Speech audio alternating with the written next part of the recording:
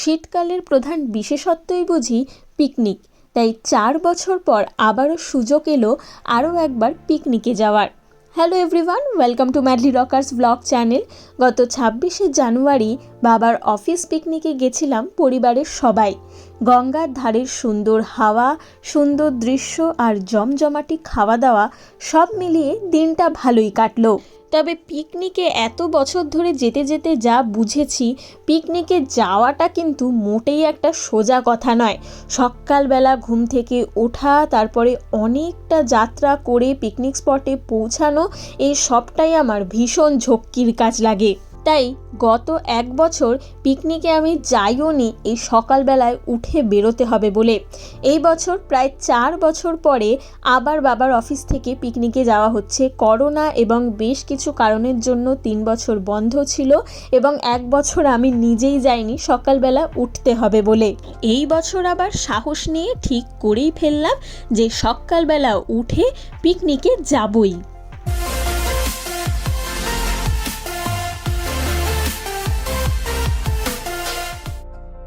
7টার সময় বাড়ি থেকে বেরোনোর কথা ছিল, কিন্তু বেরোতে বেরোতে দেরি হয়ে যায়। 8টার সময় গাড়ি ছাড়ে। আমি ঘুম থেকে উঠেছিলামই 7টার সময়। প্রায় 3.5 ঘন্টার রাস্তা বেহালা দিয়ে ডায়মন্ড হারবারের পরে ফলতা হচ্ছে আমাদের গন্তব্যস্থল।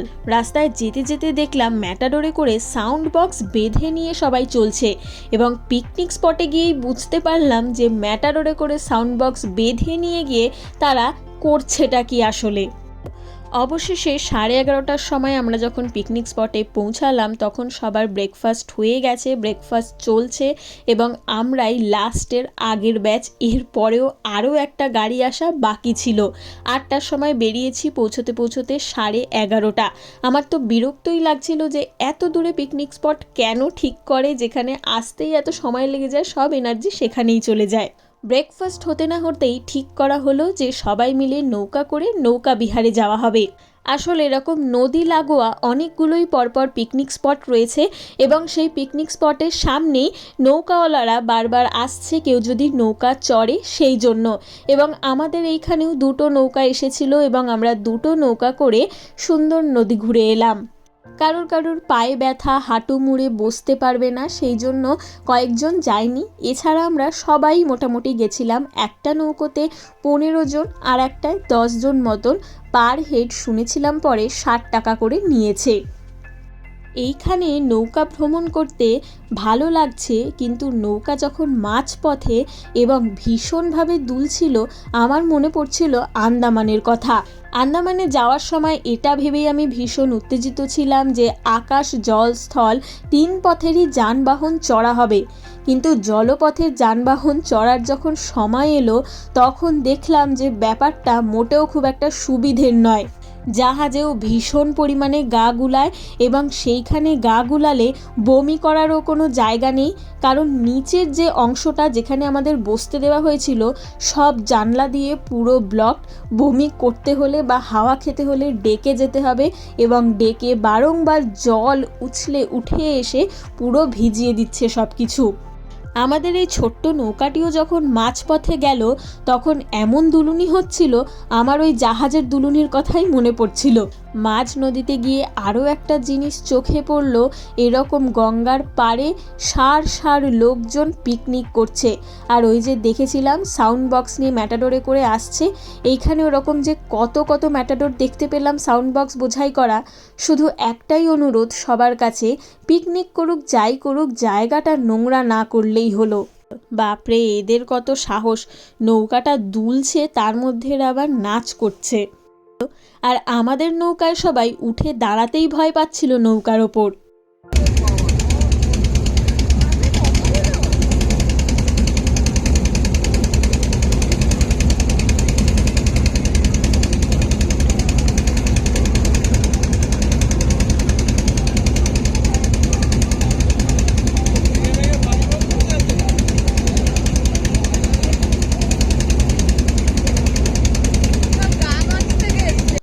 পিকনিক করছে, আনন্দ করছে, মজা করছে, সেসব খুবই ভালো কথা, কিন্তু সবার কাছে একটাই অনুরোধ যে এই জল এবং জলের পাশেই যে পাড়, এগুলো যেন নোংরা না করে। কিছু কিছু জায়গায় দেখলাম পাতা পড়ে রয়েছে, গ্লাস পড়ে রয়েছে, এইগুলো দেখলে খুবই খারাপ লাগে। আনন্দ করুক, কিন্তু একটু যদি পরিষ্কার রাখে পরিবেশটা এবং জল, তাহলে পরে আমাদেরও ভালো এবং আমাদের পরবর্তী প্রজন্মেরও ভালো, এবং জায়গাগুলো দেখতেও অনেক সুন্দর লাগে যদি পরিষ্কার পরিচ্ছন্ন থাকে।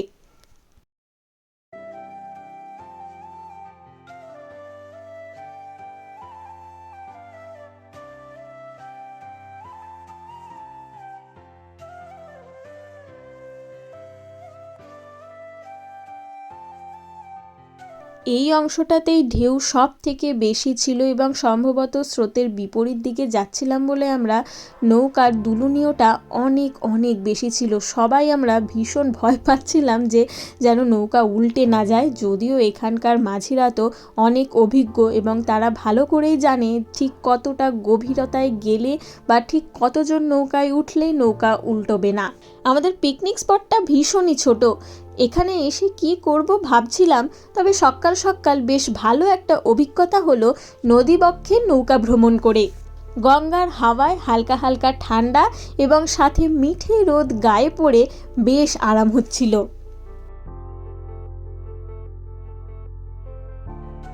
প্রায় 15 থেকে 20 মিনিট পরে নৌকা আবার আমাদের যথাস্থানে ফিরিয়ে দিয়ে গেল।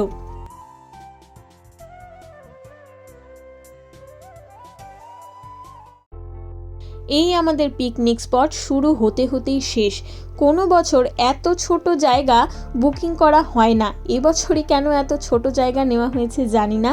যাই হোক, কী করব ওখানে বুঝতে পারছিলাম না, তাই আমি আর আরও একজন সঙ্গীকে এনেছি এইখানে। এটা একটা জেটি, কিন্তু দুর্ভাগ্যবশত এই জেটিটা চলে না বা বন্ধ রয়েছে।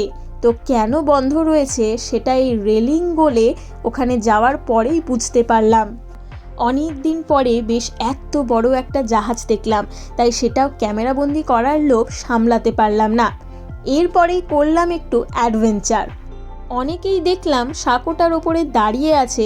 প্রথমে আমরা ভাবছিলাম যাব কি যাব না, কারণ এই রেলিংটা টপকে ওখানে যেতে হবে, যেহেতু কোলাপসেবল গেটটা বন্ধ রয়েছে।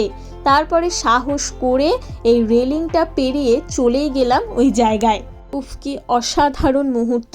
গাছের এই অংশটা এতটাই সুন্দর, এখানে আমি বেশ কয়েকটা সুন্দর সুন্দর ছবিও তুলেছি। এরপর হাঁটতে হাঁটতে যখন সামনের দিকে গেলাম, তখনই বুঝতে পারলাম যে কেন এত সুন্দর জায়গাটা বন্ধ করে রাখা হয়েছে।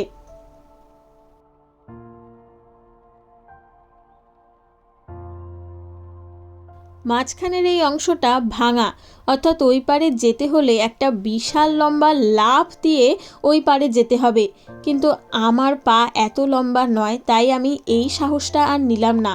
কারণ এখান থেকে ওইখানে যাওয়া তো সোজা, কিন্তু ব্যাক করাটা মুশকিল হয়ে যাবে, কারণ দূরত্ব অনেকটা। আর যদি একবার নিচে পড়ে যাই তাহলে পরে পুরো বাঁদরের মতন বেয়ে বেয়ে উঠতে হবে। এই জামা পরে আমার পক্ষে আর সেটা সমীচীন হবে বলে মনে হলো না, তাই এই রিস্কটা নিলাম না। অগত্যা কিছু ছবি তুলে আবার পিকনিক স্পটে ফিরে এলাম। ফেরার সময় যখন গাড়িতে উঠে পড়েছি, তখন মার কাছে শুনলাম এখান থেকে 20 মিনিট দূরত্বেই নাকি সিরাজদৌলার একটা বাড়ি আছে, যেখানে ইংরেজরা সিরাজদৌলাকে তাড়া করার পরে উনি লুকিয়েছিলেন। এটা যদি আমি আগে জানতাম অবশ্যই দেখতে যেতাম। আমি কোনো গুগল সার্চ করেও এখানে আসিনি, তাই এই তথ্যটা আমার অজানা ছিল। তাই ফলতা যদি কেউ আসেন আর এই ভ্লগটা দেখে থাকেন, তাহলে পরে অবশ্যই সেই বাড়িটা ভিজিট করতে পারেন। মায়েরা কিন্তু গিয়ে ঘুরে এসেছে, কিন্তু আমি ছিলাম না বলে জানতেও পারিনি। যাই হোক, ফিশ ফ্রাই আর চিলি চিকেন দিয়েই সেই দুঃখ উপশম করলাম। এরপর বেশ মজার একটা গেমস হলো।